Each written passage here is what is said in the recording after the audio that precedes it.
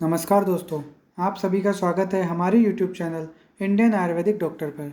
दोस्तों, मैं तरुण स्वर्णकार आपके चरक उत्तरार्ध के लेक्चर्स की सीरीज लाया हूँ, जिसमें आज के वीडियो में हम बात करेंगे चरक चिकित्सा स्थान अध्याय 12 शव्यथु चिकित्सा अध्याय के बारे में। शव्यथु मतलब शोथ। ठीक है, तो मंगलाचरण करते हैं, भगवान गणेश को याद करते हुए आज का टॉपिक शुरू करते हैं। वक्रतुंड महाकाय सूर्यकोटि समप्रभ निर्विघ्नं कुरु मे देव सर्वकार्येषु सर्वदा। भगवान गणेश सभी के विघ्नों को दूर करें, सबका पढ़ाई में यूं ही मन लगता रहे, इसी सोच के साथ चलिए आज का टॉपिक शुरू करते हैं। तो शव्यथु चिकित्सा अध्याय, चिकित्सा स्थान अध्याय 12। इसके कुछ की टॉपिक्स जो हैं वो हैं शव्यथु या शोथ के भेद, शोथ के कारण, शोथ की संप्राप्ति, उसके स्थान व दोष का संबंध, शोथ के पूर्व रूप, उसके सामान्य लक्षण और भेदानुसार लक्षण, साध्य साध्यता, शोथ के उपद्रव, शोथ की विभिन्न चिकित्साएं। ठीक है, उसके अलावा उनके पथ्यापथ्य, एकांग एवं अवयव विशेष शोथ का वर्णन और शोथ के विभिन्न योग, इन सब के बारे में अपन बात करेंगे। ठीक है, तो आज यहाँ तक है अपन शोथ के उपद्रव तक कंप्लीट करने की, जो शुरुआती 9 पॉइंट है कंप्लीट करने की कोशिश करेंगे। ठीक है, तो शुरुआत करते हैं आज का टॉपिक। सबसे पहले शोथ के भेद। तो भेद क्या है कि दोषानुसार जो शोथ के भेद हैं वो हैं वातज, पित्तज और कफज। ठीक है, वातज, पित्तज एवं कफज। और अभिप्राय भेद से निज शोथ और आगंतुक शोथ। फिर निज शोथ जो हैं उनके स्थान भेद से अलग भेद कर रखे हैं, एकांगज या एकांग शोथ, सर्वांग शोथ और एक अवयव आश्रित शोथ। इस प्रकार का जो है शव्यथु के भेद बताए गए हैं। ठीक है, 3 या 2 भेद होते हैं। ठीक है, निज या आगंतुज या वातज, पित्तज, कफज भेद। अब निज और आगंतुज शोथ के कारण बता रखे हैं। तो सबसे पहले अपन निज शोथ के कारण जाने तो वमनादि संशोधन की व्यापत्ति होने के कारण होने वाले ज्वर आदि रोग।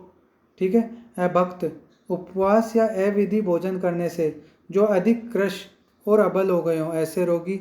ठीक है, इसके अलावा क्षार, अम्ल, तीक्ष्ण, उष्ण, गुरु, दही, अपक्व अन्न, मिट्टी, कच्चा साग, विरोधी अन्न और कृत्रिम विष आदि का सेवन जो करते हैं उनमें।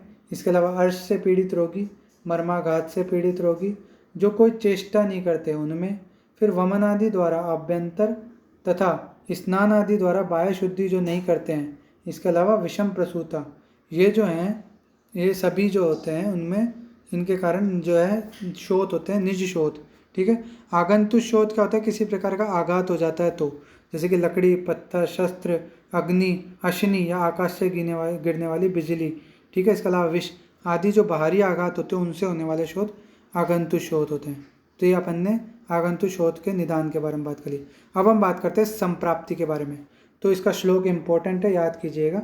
तो बाह्या सिरा प्राप्य यदा कफास्रक पित्तानि संदूषयतिह वायुः तैर्बद्ध मार्गः स तदा विसर्प्य उत्सेद लिंगम शव्यथुम करोति। चरक चिकित्सा स्थान अध्याय 12 का श्लोक नंबर 8। तो इसमें अपन कैसे समझ सकते हैं इसको कि निदान सेवन किया, प्रकूपित वात का रक्त वाहिनी बाह्य सिरा में प्रवेश होता है। फिर कफ, रक्त और पित्त की इसमें दुष्टि होती है। फिर दूषित कफ रक्त और पित्त द्वारा वायु के मार्ग का अवरोध करता है। ठीक है, अवरोध हो गया वात के मार्ग का, तो वात द्वारा उत्सेद आदि, उत्सेद मतलब उभार, ठीक है, आदि की उत्पत्ति होती है, जिससे शोथ की उत्पत्ति होती है। ठीक है, तो संप्राप्ति आपको समझ में आ गई। निदान सेवन किया, निदान सेवन के बाद जो वात प्रकोप हुआ, वात प्रकोप से जो है रक्त वाहिनी बाह्य सिरा में वात ने प्रवेश किया। उसके बाद उसने कफ, रक्त और पित्त की दुष्टि की। अब दूषित कफ और रक्त और पित्त द्वारा जो है वायु के मार्ग का अवरोध किया गया। अब वायु का मार्ग अवरुद्ध होने से क्या है कि वात ने उत्सेद आदि लक्षणों की उत्पत्ति की और शोथ की उत्पत्ति हुई। ठीक है, फिर शोथ के स्थान व दोष का संबंध है। शोथ के स्थान व दोष का संबंध कैसे है कि स्थान के अकॉर्डिंग जो है वहाँ पे जो दोष होता है। जैसे पूरे प्रदेश में अगर दोष संचित हो रहे हैं तो ऊपरी भाग में शोथ होगा।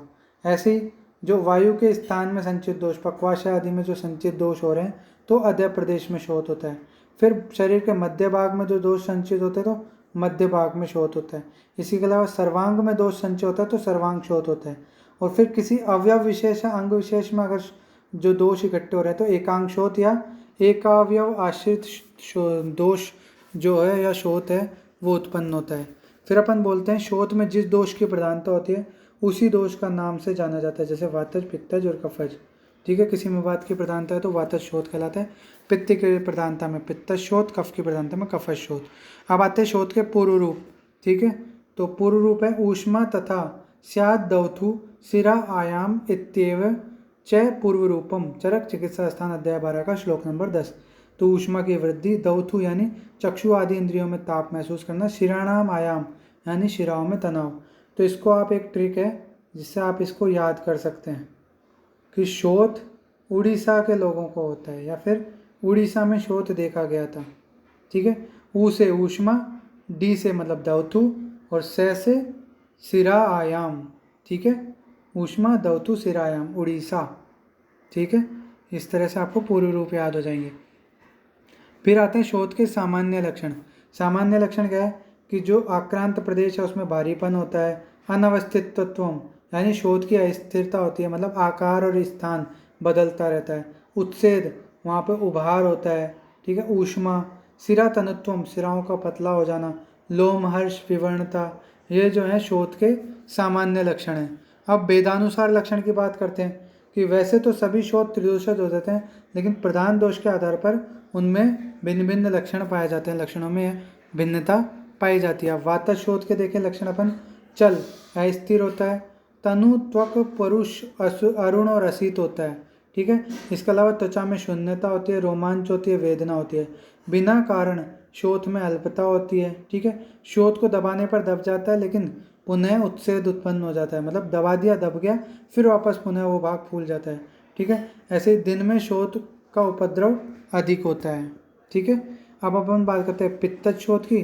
तो स्पर्श में मधु, यहाँ पे दिन में उपद्रव अधिक को बोला है ये दिवाबली। ठीक है, ये चीज़ आप ये वर्ड याद है ना, पीजी में प्री पीजी में पूछ सकते हैं, दिवाबली किसके लिए है, किसका लक्षण है, वातज शोथ का। ठीक है, ऐसे ही पित्तज शोथ स्पर्श में मृदु होता है, गंधयुक्त होता है, वर्ण में काला या पीला, भ्रम, ज्वर, सेदाधिक्य, पिपासा, मद, दाह, स्पर्श से वेदना होती है, जहाँ पे जैसे स्पर्श करते हैं उस भाग में वेदना होती है, रोगी के नेत्र रक्तवर्ण का हो जाता है, पकने वाला शोथ होता है और दाह की अधिकता होती है। यहाँ पे एक स्पेशल फीचर है कि जो पित्तज शोथ है उसमें चरक ने बताया है कि वो पकता है, उसमें पाक होता है, जबकि सुश्रुत उसमें पाक होना नहीं बताते हैं, मतलब उसमें पाक सुश्रुत के अनुसार नहीं होता है। ठीक है, फिर हम आगे बात करते हैं कफज शोथ की। तो कफज शोथ वही है गुरु, स्थिर, वर्ण में पांडु, शोथ से पीड़ित व्यक्ति को अरुचि, लाला प्रसेक, निद्रा, वमन, अग्निमांद्य से पीड़ा। ठीक है, शोथ थोड़ी देर में उत्पन्न और कठिनता से शांत होता है, दबाने पर दब जाता है और फिर देर तक उठता नहीं है। ठीक है, और ये इसके लिए वर्ड आया रात्रि बलि। दिवाबली कौन सा था, वातज, और रात्रि बलि कौन सा है, कफज। ये चीज़ आप याद रखिएगा, इम्पोर्टेंट है। फिर आता है साध्य एवं असाध्य शोथ के लक्षण। तो साध्य शोथ कौन सा होगा, जिन व्यक्तियों में शरीर में मांस की क्षीणता नहीं हुई हो, एक दोष से उत्पन्न हो, नूतन शोथ और व्यक्ति बलवान हो। ये तो जनरल कंडीशन होगी, अपन को सब समझ में आती है। अगर रोगी क्रश हो या दुर्बल हो, ठीक है, वमन आदि उपद्रव से युक्त हो, शोथ मर्म स्थान में चला गया हो, ठीक है, दुर्बल व्यक्तियों को होने वाला शोथ सिरा जाल से भरा हो, उसमें जल का स्राव होता हो, या सर्वांग शोथ हो, तो उसमें क्या है, जो शोथ है वो असाध्य होता है। अब शोथ के उपद्रव चरक सूत्र स्थान 18 में वर्णित है। ठीक है, यहाँ पे इसलिए बताया है क्योंकि यहाँ पे जो विमर्श आता है उसमें इसका वर्णन है। ठीक है, और कई बार पूछ भी लिया जाता है उपद्रव 2 नंबर में। तो इसकी ट्रिक है, जाट को सदा वमन अतिसार से शोथ हो गया। फिर आगे मैंने एक काहे वर्ड लिख रखा है, ठीक है, उसका भी एक्सप्लेनेशन मैं बता दूंगा अभी। तो जाट, JAT, जे से ज्वर, ए से अरुचि, ठीक है, टी से तृष्णा, तो जाट। फिर सदा, से श्वास, दा से दाह, फिर वमन आ गया और अतिसार आ गया। ये 7 जो हैं ये चरक के अनुसार उपद्रव है। कितने, 7 चरक के अनुसार शोथ के उपद्रव। अब सुश्रुत ने 9 माने, चरक के 7 प्लस काहे 2, कास और हिक्का। ठीक है, समझ में आ गया आपको। तो ये हो गए शोथ के उपद्रव। ठीक है, तो इस प्रकार आज का वीडियो हमारा यहीं पे समाप्त करते हैं। अगले वीडियो में हम शोथ की चिकित्साओं के बारे में बात करेंगे। ठीक है, तो आज की वीडियो में हमने बात की है शोध के भेद, उनके कारण, संप्राप्ति, शोध का स्थान व दोष में संबंध, इसके अलावा शोध के पूर्व रूप, शोध के सामान्य लक्षण, शोध की जो है वेदानुसार लक्षण, साध्यता और शोध के उपद्रव के बारे में बात कर ली।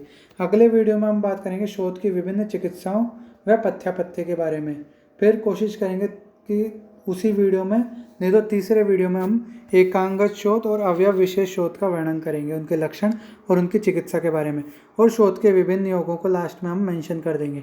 ठीक है, बहुत इंपॉर्टेंट टॉपिक है। इसमें से जिन यूनिवर्सिटीज़ में छोटे क्वेश्चन बनते हैं 2-2 नंबर के या 5 नंबर के भी आते हैं, तो उसमें यहाँ से बहुत क्वेश्चन पूछे जा सकते हैं।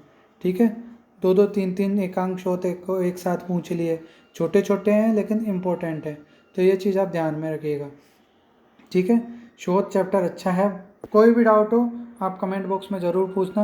हमारे अगर मेहनत अच्छी लगती है तो चैनल को लाइक, शेयर और सब्सक्राइब ज़रूर करना, ज़्यादा से ज़्यादा शेयर और सब्सक्राइब करना, ताकि इस पेंडेमिक में सभी को अच्छे लेक्चर्स जो हैं, क्लासिक लेक्चर्स, जो बढ़िया लेक्चर्स हैं सभी विषयों के, प्राप्त हो सके। ठीक है, मिलते हैं अगले वीडियो में, तब तक के लिए स्वस्थ रहें, मस्त रहें, बाय बाय।